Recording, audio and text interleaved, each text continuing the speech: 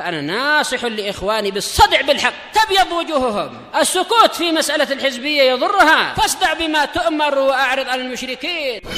سلامي على دماج ورجالها والشيخ يحيى ودار العلم يا سعد بانيها. ومن والاه ما بعد. Kita lanjutkan bacaan terhadap kitab Awaiqut Talab, penghalang-penghalang seseorang mendapatkan ilmu, karya Syekh Abdul Salam Ibn Bardas Al Abdul Karim rahimahullah. Sekarang kita akan masuki halaman 16.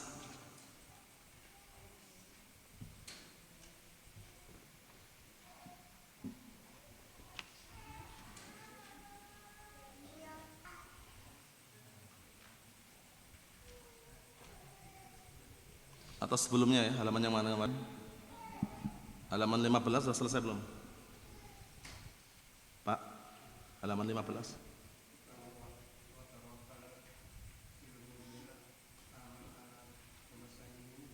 Oh siap. Nah, Afan.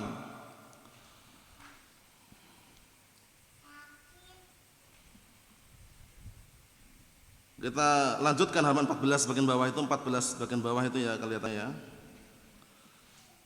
Qala al-mu'allif asbahullah wa qad kana da'bu salaf salih al-amal bil ilm. Dan sungguh dahulu termasuk kebiasaan para salafun salih mereka mengamalkan ilmunya. Jadi ilmu yang didapatkan dia amalkan. Wa bidzalika hazu qasabatus sabq wa burika fi ilmihim. Oleh karena itu mereka mendapatkan kebaikan dan juga kedepan dibandingkan yang lainnya karena mengamalkan ilmu tadi itu. Qasabatus sabq itu maknanya adalah kinayah anil fawz alal aqran. Jadi bisa melewati yang lainnya karena ilmu yang dia dapatkan dia amalkan. Burika fi ilmihim, dan diberkahi ilmu mereka.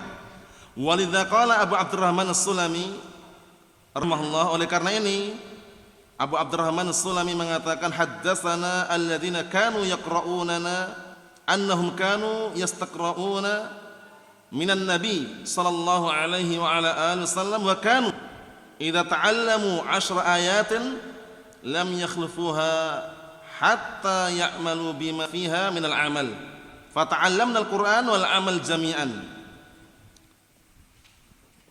Kata Abu Abdurrahman As-Sulami rahimahullah telah menceritakan kepada kami orang-orang yang dulu mereka membacakan kepada kami bahwasannya mereka saling membacakan dari Nabi SAW, dan mereka apabila mempelajari 10 ayat dari Al-Quran mereka tidak meninggalkannya, enggak meninggalkan 10 ayat tersebut sampai benar-benar mereka mengamalkan dengannya. Paham ya? Sampai benar-benar mereka mengilmui kemudian mengamalkan.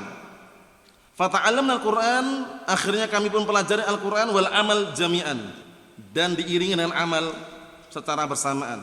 Maksudnya di samping dia mempelajari ilmu Al-Qur'an, dia amalkan juga. Karena Al-Qur'an ini kalau kita enggak amalkan sebagaimana perkataan Nabi kita Muhammad alaihi salatu wassalam, Al-Qur'anu hujjatun laka aw 'alaika. Dan Al-Qur'an itu hujjah untukmu atau akan menghujati dirimu.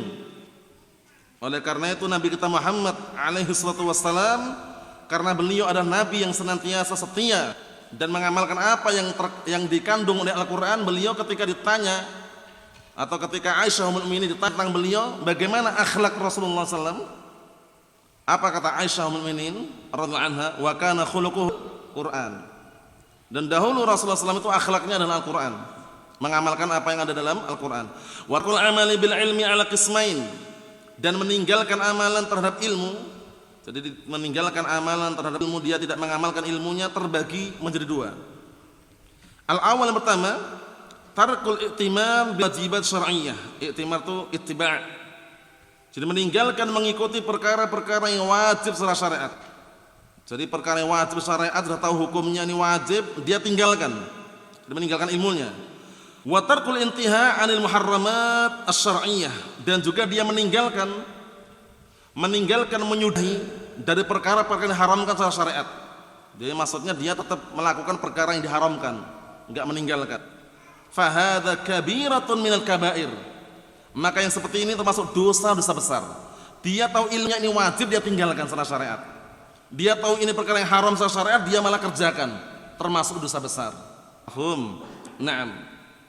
Yang zaman sekarang banyak sekali ya kejadian seperti itu.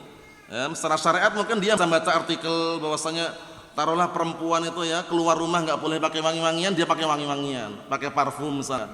Paham ya? Dia langgar alasannya kalau ketemu temannya nggak enak, bau badan. Ternyata pelanggaran syariat itu. Paham ya?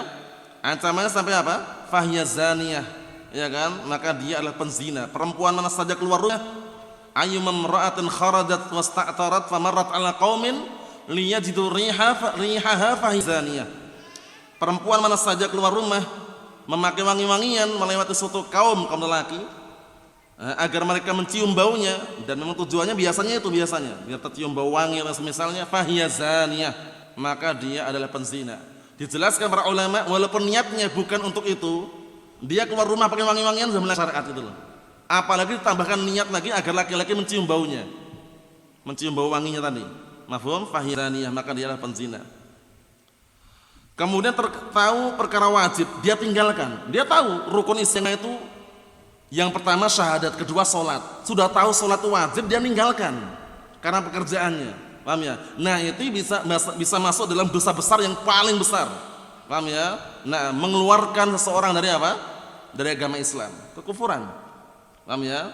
Nah, seperti itu. Kita lihat sini, wa alaihi tuhmal ayatil ahadits al-mutawaidah min tarkil amal bil ilm. Maka di atas pembagian pertama tersebut dibawalah ayat-ayat dan hadis-hadis yang ada ancaman terhadap orang yang meninggalkan amalan terhadap ilmu. Jadi ilmu yang kita miliki, sedikit apapun ilmu yang kita miliki ataukah banyak, amalkan. Kita perlu saling ta'awun, mengingatkan. Tidak ada yang sempurna. Kadang-kala kita lalai, keteledoran, lupa. Ada saudara yang mengingatkan, ya akhi taqillah, ini enggak boleh, ini haram, ini perlu diluruskan, ini diharamkan secara syariat. Dan tentunya bagi kita yang mendapatkan nasihat yang baik dan indah tersebut, tidak ada kata lain kecuali jazakallah khairan. Menerima nasihat dan siap untuk memperbaiki diri. Al-qismu tsani, pembagian yang kedua, tarkul mustahabbat, meninggalkan perkara-perkara yang sunnah. Di dalam ilmu fikih, al-qawaidul fiqhiyah, atau dimasukkan dalam ilmu usul fikih, bahwasanya termasuk daripada 5 hukum pembebanan syariat, diantaranya adalah apa? Sunnah. Amalan sunnah itu perintah yang tidak harus dikerjakan, tapi afdalnya dikerjakan. Yang tidak mengerjakan tidak berdosa. Makruh, perkara yang diperintahkan untuk meninggalkan tadi, tapi tidak harus ditinggalkan, tapi afdalnya ditinggalkan. Maknanya ala sabilil afdaliyah. Jadi perkara sunnah itu berdasarkan apa? Afdaliyah, afdalnya dikerjakan. Perkara makruh, afdaliyah juga, afdalnya ditinggalkan. Enggak bermudah-mudahan ya. Nah, misalkan minum dengan berdiri makruh hukumnya, akhirnya bermudah-mudahan. Jangan. Ketika mampu di saat-saat tertentu dan bisa enggak ada halangan, minum dengan duduk. Ajarkan anak-anak kita gitu. Ya kan? Jangan bermudah-mudahan, wah cuman makruh aja kok. Akhirnya ujung-ujungnya setiap hari berdiri terus minumnya. Karena bermudah-mudahan tadi. Bisa dipahami ya? Amalan sunnah juga sama. Kalau itu amalan sunnah mudah dikerjakan, kerjakan. Jangan meremehkan, wah cuma sunnah aja. Nah, enggak perlu ditekankan, enggak perlu diulang-ulang. Perkara sunnah itu afdalnya dikerjakan. Kita lihat ya pembagian kedua ini, meninggalkan perkara-perkara mustahab, perkara mandub, perkara sunnah. Wa tarku istinabil makruhat, dan juga meninggalkan, menjauhi perkara-perkara yang makruh. Nah, ini juga bahaya. Karena biasanya orangnya bermudah-mudahan biasanya. Kita waspada, berhati-hati, berupaya. Fahadha qad yudam, yang seperti ini orangnya bisa dicela. Walaupun enggak masuk dalam dosa besar, tapi orangnya dicela. Bermudah-mudahan meninggalkan sunnah, bermudah-mudahan melakukan perkara yang makruh. Lakin la yadkhul fi ahaditsil wa'id, tapi tidak masuk dalam hadis-hadis ancaman. Illa anal alima wa talibal ilmi yanbaghi lahuma al muhafadzah 'ala sunan. Penting ini. Hanya saja seorang alim, seorang da'i ilallah azza wa jal, dan seorang pencari ilmu selayaknya untuk menjaga amalan-amalan sunnah. Seperti apa? Amalan sunnah muakkadah, qiyamul lail, salat malam. Salat malam ini amalan yang berat loh bagi orang yang belum terbiasa. Tapi bagi yang terbiasa itu amalan yang sifatnya merasa kehilangan kalau lupa. Ya enggak? Biasa salat malam qiyamul lail, kok lupa aja enggak salat itu rasanya kehilangan, kok tadi enggak salat ya. Karena terbiasa. Dan itu kebiasaan barakallahu fiik itu berawal karena sering dia lakukan, akhirnya terbiasa. Tapi bermudah-mudahan, wah setiap kali mau tidur langsung sholat dulu, nanti akhirnya nggak bangun malam, ujung-ujungnya nggak pernah bangun malam lagi. Dia semua diawalkan ketika sebelum tidur. Walaupun boleh, dia witir sebelum tidur boleh.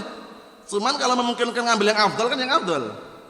Berupaya bangun malam sepertiga malam terakhir, bertepatan dengan turunnya Allah Taala kemana? Ke langit dunia. 3 jaminan yang diberikan, berdoa dikabulkan, minta diberi, minta ampun diampuni, masya Allah. Nah, bahkan para ulama menyebutkan da'bus salihin, kebiasaan orang saleh salat malam, qiyamul lail. Enggak usah banyak-banyak kalau enggak mampu banyak-banyak. Ya paling-paling 3 rakaat lah. Kalau sudah mendekati subuh ya 1 rakaat witir enggak masalah. Tapi salat malam qiyamul lail dijaga. Kita lihat kata beliau, wastinabil makruhat, dan selayaknya bagi seorang alim dan pencari ilmu untuk menjaga amalan-amalan sunnah dan menjauhi perkara-perkara yang makruh. Jadi misalkan dia seorang pelajar atau seorang guru kok sengaja minum dan berdiri, jalan-jalan sambil minum misalkan, itu mengurangi muruah, harga diri terkurangi, tercoreng, kemudian juga apa? Bermudah-mudahan dengan amalan apa? Amalan makruh tadi. Nah, jadi tidak sampai haram, cuman dijaga, jangan sampai bermudah-mudahan. Kata beliau wallahu alam. Yang terakhir, qala Ibnu Jauzi rahimahullah, wal miskin, kulal miskin, dan orang-orang yang benar-benar kasihan. Miskin maksudnya kasihan di sini ya. Man dha'a umruhu atau man dha'a umruhu fi ilmin la ya'mal bih. Orang yang umurnya itu sia-sia pada suatu ilmu yang dia tidak mengamalkannya. Bertahun-tahun nyari ilmu tapi enggak amalkan itu, enggak diamalkan. Ini sia-sia. Sudah tahu isbal haram, dia masih isbal aja. Ya kan? Sudah tahu riba haram, dia eksis dengan riba, pinjol, pinjaman online. Tambah lagi judi online. Jangan. Barakallahu fiik. Memang dunia ini panas memang, tapi bagaimanapun kita harus berupaya meninggalkan perkara-perkara yang haram tadi. Jangan sampai ilmu dah kita miliki ternyata dia barakallahu terjebak dunia yang sangat gelap tadi, wal'iyadzubillah. Mafhum, pinjaman online, judi online, wal'iyadzubillah. Fafatahu ladzatud dunya, akhirnya terlewatkan kelezatan dunia. Nah, sibuk mencari ilmuwan, dunia hilang. Tapi ilmu yang dia dapatkan dia enggak amalkan itu loh. Jadi dia sudah terlewatkan kelezatan dunia, dia tinggalkan, sibuk mencari ilmu, tapi apa? Tapi terlewatkan kelezatan dunia dan juga hilang manfaatnya, enggak diamalkan. Lihat, wa khairatul akhirah, ya kan? Kehilangan kelezatan dunia dan kebaikan akhirat, enggak ngamalkan ilmunya. Dunianya sudah enggak dapat, sibuk belajar, akhiratnya enggak dapat juga karena enggak ngamalkan ilmunya. Allahumma salim. Ingat-ingat, kita enggak ada yang sempurna. Saling melengkapi, saling meluruskan, saling menasihati. Faqadima muflisan, maka dia datang nanti dari kiamat dalam kondisi bangkrut. Ma'akuwatul hujjah alaih, bersamaan hujjah dan kuat sekali. Argumen ada dia, ilmu ada, dia miliki. Tapi karena dia enggak mengamalkan, dia muflis, bangkrut.